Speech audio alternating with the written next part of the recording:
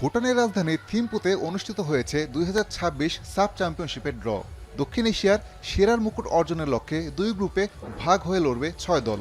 এছাড়া শর্ত সাপেক্ষে খেলার সুযোগ থাকছে নেপালের জন্যও। এবারের আসরের আয়োজক বাংলাদেশ। গ্রুপ এতে লাল সবুজরা প্রতিপক্ষ হিসেবে পাচ্ছে একবার শিরোপা জেতা শ্রীলঙ্কা ও ভুটানকে। নিজেদের সাম্প্রতিক পারফরমেন্স বিবেচনায় বেশ সহজ গ্রুপে পেয়েছে লাল সবুজরা।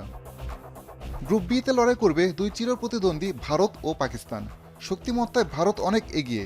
এখন পর্যন্ত রেকর্ড 9 বার টুর্নামেন্টের শিরোপা জিতেছে দলটি। শেষ দুই আসরে চ্যাম্পিয়নও তারা। তবে ভারত পাকিস্তানের লড়াই মানেই অন্যরকম উত্তেজনা। এই গ্রুপের অপর দল মালদ্বীপ। টুর্নামেন্টের আগেই বাংলাদেশের গ্রুপে আসতে পারে পরিবর্তন। আগামী 4 নভেম্বর শুরু হবে সাব চ্যাম্পিয়নশিপের এবারের আসর। এর আগে নেপাল ফুটবল ফেডারেশনের উপর দেওয়া নিষেধাজ্ঞা ফিফা উঠিয়ে নিলে সাফে খেলতে পারবে তারা। এক্ষেত্রে গ্রুপ এতে বাংলাদেশের সঙ্গে হবে 2021 আসরের রানার আপরা। 2003 সালে সাফে একমাত্র শিরোপা জিতেছিল বাংলাদেশ। বিগত 2 দশকে টুর্নামেন্টের ফাইনালেও জায়গা করে নিতে পারেনি লাল সবুজরা। তবে এবার বেশ শক্তিশালী দল নিয়েই সাফে খেলতে নামবে বাংলাদেশ।